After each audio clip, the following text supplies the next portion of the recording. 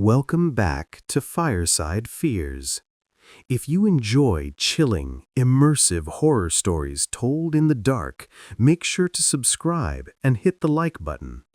Now, let the fire crackle, let the night settle in, and let's begin.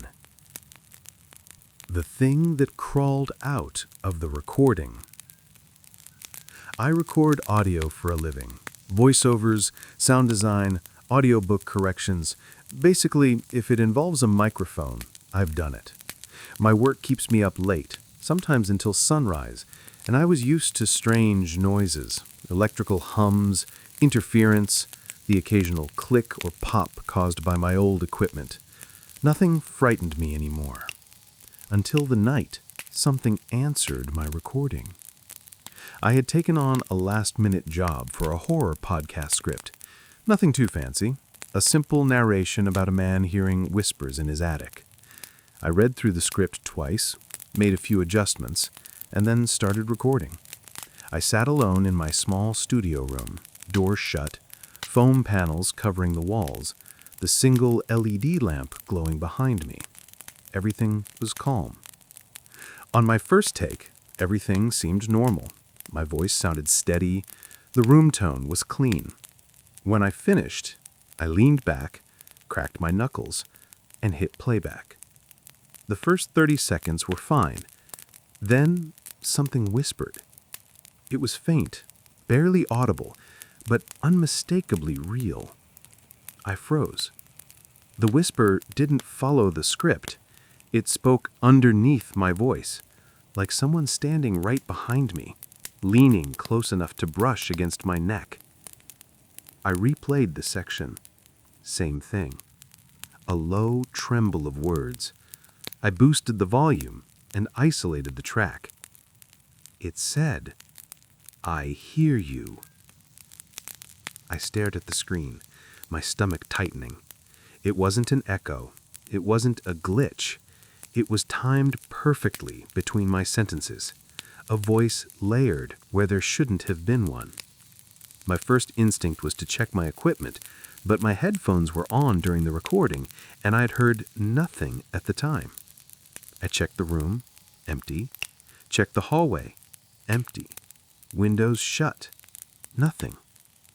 I sat back down and replayed the entire file, and after a few more lines of the script, the whisper came again, clearer.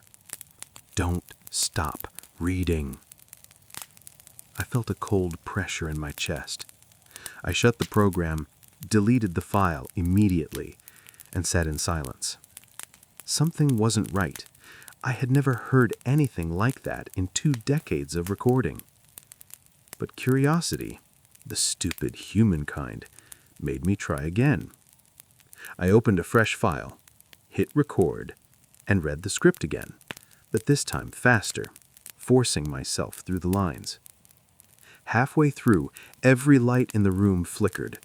My microphone crackled with static. I wasn't speaking anymore. I was staring at the mic. My headphones were still on, and right then, through the headphones, clear as breathing, I heard a voice whisper directly in my ear. "Finish it." I tore off the headphones and stumbled back. My breath shook. The recording computer was still running, the lines still moving. I approached it slowly, terrified, and pressed stop. My hand hovered over the delete button, but I needed to hear it, needed to understand what the hell was happening. I hit play. The first minutes were normal again. Then the whisper came, only this time, it wasn't simply a voice. Underneath it was movement. A wet, dragging sound, like something crawling closer to the mic.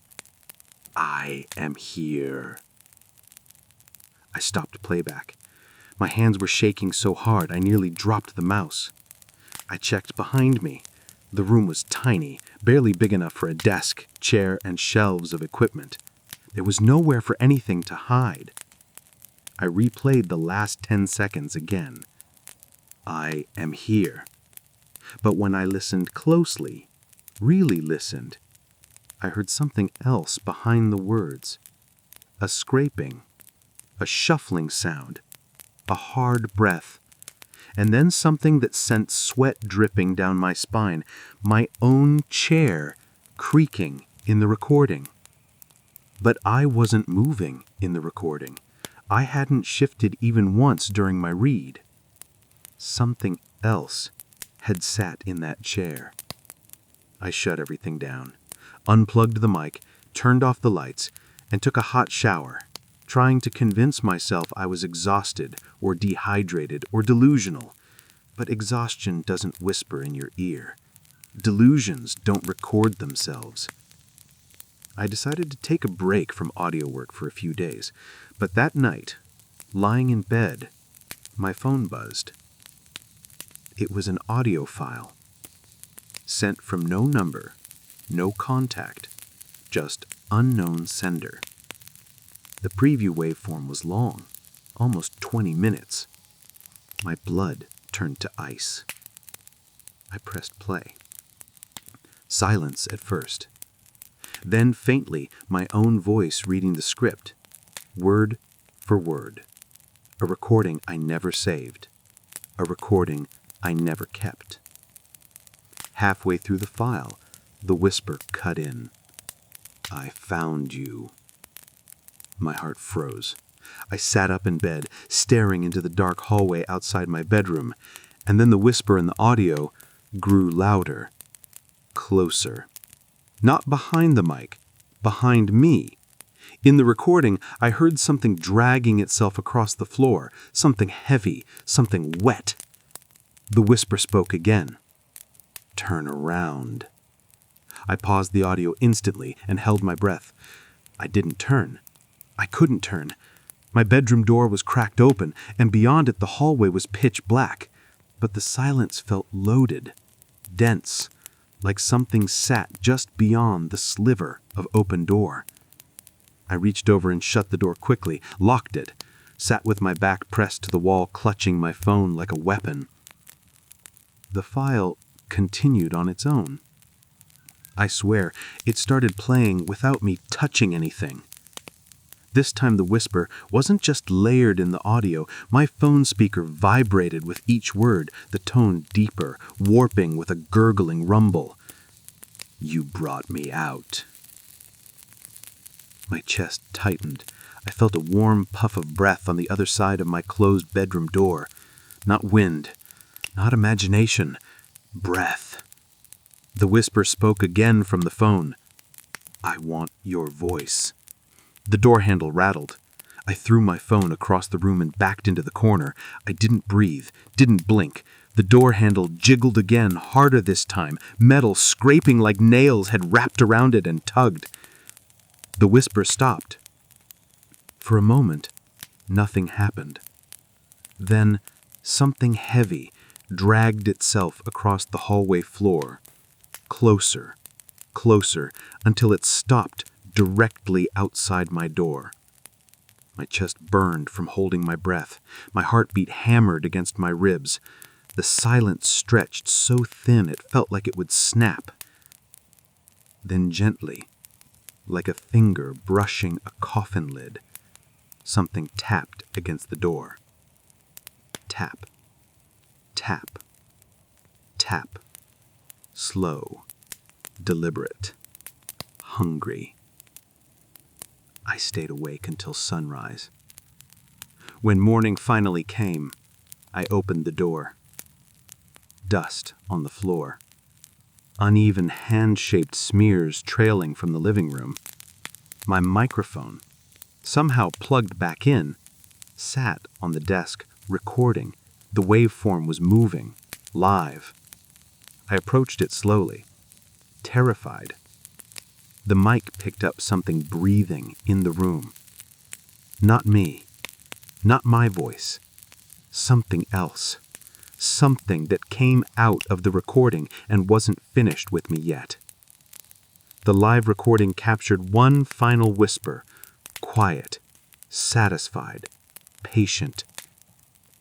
I'm not done. Sit down. Read again. I moved out that same afternoon, sold every piece of audio equipment I owned. I disconnected myself from everything that could record sound. But last night, I heard something through the wall of my new apartment. A whisper. Faint. Wet. Smiling. Found you. The fire's burning low now. If you enjoyed the story, stay close. There are many more to tell. Until next time, sleep with one eye open. You're never truly alone when you're near the fire.